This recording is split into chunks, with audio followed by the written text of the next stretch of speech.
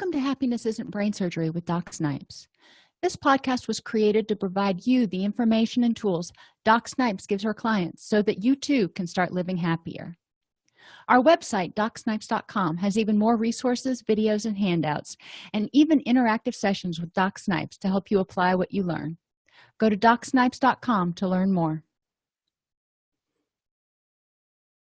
Welcome back to part 3 of Happiness Isn't Brain Surgery with Doc Snipes, practical tools to improve your mood and quality of life. And we're continuing to talk about living with pain and chronic illness. In this, the final segment, we're going to review medical and non-medical interventions for pain. Remember that any pain intervention should be cleared by your doctor or care team before you undertake it. So medical interventions for pain, and I'm not recommending any one of these, I'm just telling you what's out there. Tylenol and your NSAIDs, your over-the-counter medications like ibuprofen and naproxen, those are out there and people use them. But it's important to understand that they are not 100% effective for some people, and they're also not necessarily 100% without side effects. So you need to weigh the good with the bad when you're deciding how to address your pain. Opiates provide relief by attaching to opioid receptors. And when we're talking about opiates, we're talking about hydrocodone, Percocet, Vicodin, Lortab, those medications that you may get from your doctor after you have maybe an outpatient procedure or surgery or something. They provide relief by attaching to opioid receptors. When that happens, the body stops making or cuts down on making your natural opioids when it's flooded with the prescriptions. So, okay, that's fine because you're taking the prescription anyway. Over time, the body reduces the amount of opiate being let through, so you develop a tolerance. Your body says you're only supposed to have so much opiate, which is what the normal amount is that your brain would make, and you're flooding it with opiates right now. You're flooding it with painkillers. And after a few days, the brain goes, you know what? I don't think we need this much going through. So it starts shutting some of the doors, if you will, that the opiates are going through. This happens after only a few days. It is not hard to develop a tolerance to opiates, which is why they're so dangerous and so easy to get addicted to. When you stop taking prescription opioids, the body takes a few days to start making its normal level of natural opioids again. So your pain threshold may be markedly decreased. So you may feel achier. You may feel a little bit more lethargic. It's important to understand that that will likely improve in a couple of days. If you have concerns, call your doctor and ask. There are other interventions depending on what's causing your pain or your condition, such as muscle relaxants like Flexeril and Soma, gabapentin, which helps with nerve pain, SSRIs, your antidepressants. Remember I said in the prior presentation that serotonin is one of those neurochemicals that's involved in your perception of pain. Low serotonin means a lower pain tolerance. So sometimes people are given antidepressants such as Cymbalta to help them feel less pain, to help them feel less achy. Also, a side effect or a symptom, if you will, of depression is actually pain. So, and Cymbalta is not the only SSRI, it's just one that is commonly prescribed when there is pain that needs to be addressed. Nerve blocks, acupressure, and acupuncture are also some techniques that can be used, prescribed by your physician to address pain, in addition to physical therapy and massage. Non-medical interventions for pain and chronic illness. So, if your chronic illness doesn't cause pain, that's awesome. But it's still a chronic condition that is impacting your life. So what can you do on days that maybe your energy is really low because you've got chronic fatigue, or your blood sugar is all over the place and you're having difficulty stabilizing it? Aside from doing the medical things that your care team tells you need to do to address those issues, you can use guided imagery, color imagery. Think of a color that you associate with pain or the condition or fatigue, and picture the painful area of your body as red. Or if we're talking about fatigue, you may picture your entire body as that color. And then imagine that color shrinking, fading or dispersing. So imagine it kind of pixelating and leaving your body, and what's left behind is an image of you, a colorful image of you. So that's one way you can use color imagery to imagine fatigue lifting or pain going away. Symbol imagery. Think about what it feels like, what your condition feels like. If it feels like a knife sticking into your joint, imagine you're pulling the knife out of your joint and throwing it away. If it feels like an elephant sitting on your chest because of the anxiety and you don't feel like you can breathe, imagine the elephant getting up and walking away. Scenic imagery can also be used to help you feel more calm. So imagine a place that's calming to you using all of your senses. How does this help? Well, number one, it gives you something to focus on besides the condition itself. Because when you're focusing on the pain or you're focusing on a feeling, you tend to feel it more intensely.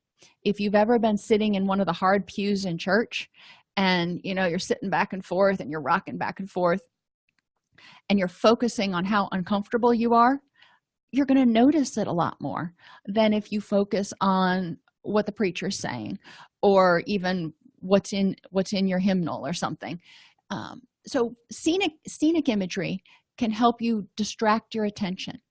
The key is really getting your mind to go there. So you want to use all your senses. What does it look like? That's obviously where we start. What do you see? And all the way down to the smallest detail. If you're imagining a forest scene, it's more than just trees and a babbling brook. You may see a little chipmunk and you may see a bird flying by. So you want to notice what you see, what you hear, and pay attention. If you go outside right now, you hear more than one thing. If I walk outside my office, I will hear people talking.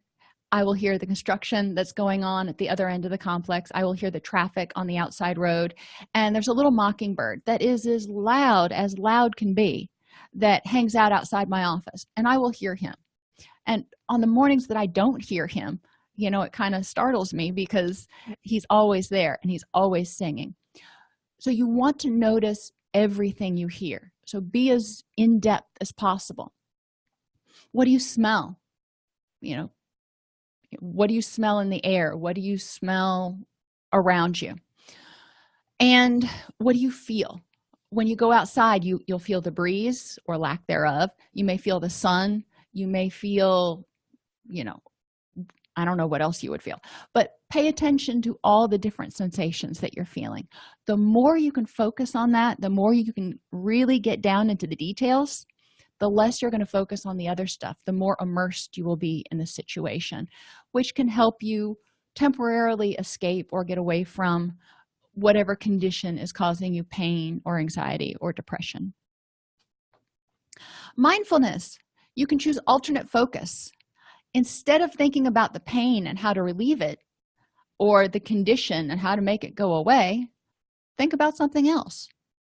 Choose to think about what you're going to do this weekend, or focus on a picture that you've got on your desk and remember as clearly as you can what that time was like. Focus on everything in that picture.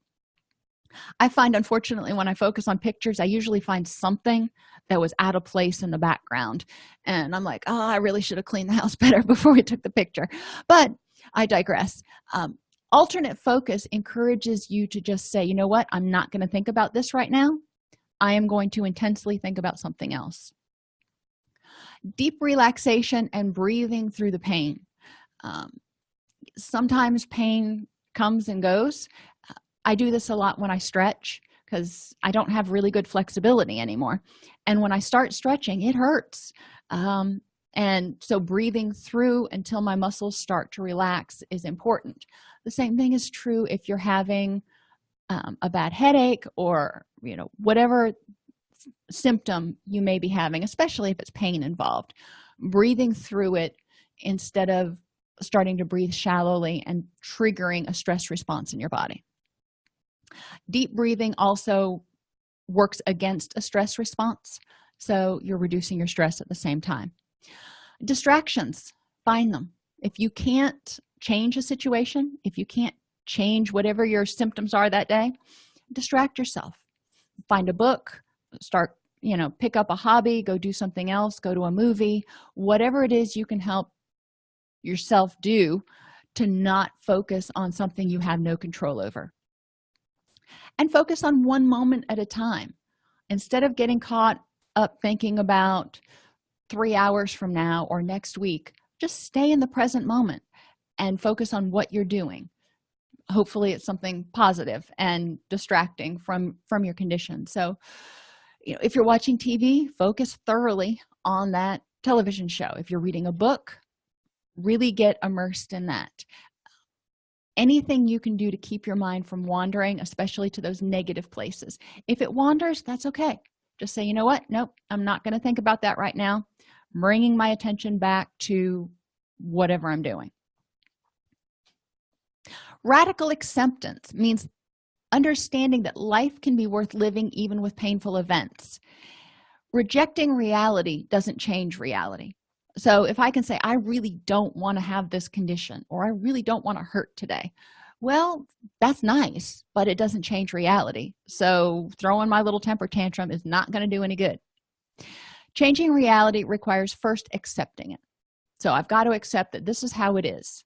So I can either choose to stay miserable and fight with it, or I can choose to improve the next moment. Pain can't be avoided. It's nature's way of signaling something is a little bit wrong. If you go to the gym and you work out hard, you're going to hurt the next day. Does that mean that something's wrong, that you need to go to the doctor? Probably not. You need to use your best judgment with that. But it's your body's way of going, yeah, you worked out hard and you built some muscle yesterday. So just because you have some pain doesn't necessarily mean it's an all hands on deck emergency. You need to know your pain and use good judgment about when to contact your providers. Rejecting reality turns pain into suffering. Remember I said throwing that temper tantrum does no good? Well, if I'm throwing that temper tantrum and I'm not getting my own way and it's not making the condition go away, it's not making the symptoms any better, then I'm going to start to suffer. I'm going to start to feel miserable and hopeless and helpless. So again, accepting it is what it is, how can I keep going forward, is a lot more useful use of your energy. Refusing to accept reality can keep you stuck in unhappiness, bitterness, anger, sadness, shame, and other painful emotions. Once you've accepted reality, then you can figure out how to deal with it. So you've accepted that whatever this condition is, it is what it is. You've got it. You've got to figure out how to deal with it. There are some other non-medical interventions you can do to help yourself relax and not experience as much pain, discomfort, or exhaustion. Stretching can help. When we're stressed, we tend to tighten muscles throughout our body. Most of us tighten muscles in our neck and our back, which hurts, but it also uses a lot of energy, which further tires us out. So stretching and balancing exercises can help release some of that muscle tension. Ice or heat packs are great for not only pain, but if you've got muscle tension, they can help with that. Massage, TENS units, you can buy those, at Walmart now, which is really nice. They're the little units that you attach that send little electrical impulses that basically bombard your nerves and confuse them so they aren't sending the pain signals. Improve your sleep. Better sleep means your neurotransmitters are better balanced. You're probably going to have more serotonin, which means you're probably going to have a higher pain tolerance and be less fatigued. And do more things you enjoy. Yeah, it's not going to fix the condition. If you've got diabetes or heart disease, doing things you enjoy is not going to make that go away. But you know what? Using your energy to do things that make you happy is probably a whole lot better use of energy than doing things that make you unhappy or just sitting and stewing about the fact that this isn't how you wanted things to be. And stress management. Stress causes digestive upset and pain. Most of us, when we get stressed out, have some sort of stomach stuff that happens. Back pain, upper back pain, lower back pain, depends on the person, but a lot of us get back pain when we get stressed. Migraines, headaches, and jaw pain. When you're stressed, you may clench your teeth more. which can contribute to feelings of pain in your jaw, and if you're like me, cracked teeth. So you want to be aware of the impact of stress on you and the impact of stress on your condition. We know that stress makes it harder to manage blood sugar levels. We know that stress is going to make fibromyalgia and lupus and some of those other things worse. So we know that stress is typically not your friend. A little bit of stress is necessary to get you excited to get up off the couch, but this negative stress is what I call it, the anxiety stress, that's not what we want. That's only going to make your condition worse in most cases. So things you can do to manage your stress: some people like to meditate, some people hate to meditate. So if it's not for you, that's okay, that's cool. Distract, don't react. When you're feeling stressed, sometimes there's nothing you can do about it. So go through, figure out what you've got control over, what you don't have control over. The things you have control over, you can work with that. But if there are a bunch of things you don't have control over, you may need to just distract yourself from whatever's going on so you can give yourself a breather. Identify your most important values and decide for yourself, when stress happens, is stressing over whatever this is getting you closer to or further away from your goals and values? Is stressing over, is stressing over having this diagnosis getting you closer to your goals and values? No, because stressing over it doesn't change it. It actually makes it worse, and one of your goals and values is probably not to be sick. So stressing over this is moving you away from your goals and values. So instead, what can you do to move toward them? One of those things would be following your care plan and doing what you need to do for your body to get healthy, but also doing what you need to do to keep your mind healthy and happy. So pain is inevitable. We know this. Many people struggle with chronic conditions, including TMJ, migraines, depression, fibromyalgia, and pain. Regardless of the condition, if you've got a chronic condition that sometimes makes you feel or function on a less than optimal level, it can impact your mood, your thoughts, your behaviors, what you do on a day-to-day basis, and your relationships. Now, some of that is just the consequence of a change, but some of that is the consequence of how you approach the change. If you approach it negatively, if you're unpleasant, if you're angry, if you're bitter, if you're resentful of all the people who can do the things that you can't do anymore, it's going to have a much more negative impact on you than if you are happy for them that they still have those abilities and figure out how to accept the fact that your life has changed some. But it doesn't mean it's changed for the worse. It's just different. Addressing pain will help reduce related anxiety, depression, and anger, and fatigue. There are a variety of methods for pain management when pain does arise, so it's important to know that there are medical and non-medical things that you can do. Too often people just want to reach for a pill to make it go away. And while that may make it go away for 4 to 6 hours, it's probably not addressing the root of the problem. So long-term pain management requires non-medical interventions as well. Pain management requires a comprehensive approach which addresses the physical causes of the pain, what's triggering it, the mood issues associated with the pain, your social supports, so you have somebody to lean on when you're having a bad day, and you're not surrounded by people who are going to make it worse or make you feel guilty about it. And you need to address your sleep, because we know that inadequate quality sleep is going to probably make you more likely to experience more pain. Happiness Isn't Brain Surgery is an educational podcast and not a replacement for medical advice. If you like this podcast, subscribe on your favorite podcast app or join our Facebook group at docsnipes.com/Facebook, or join our community and access additional resources at docsnipes.com.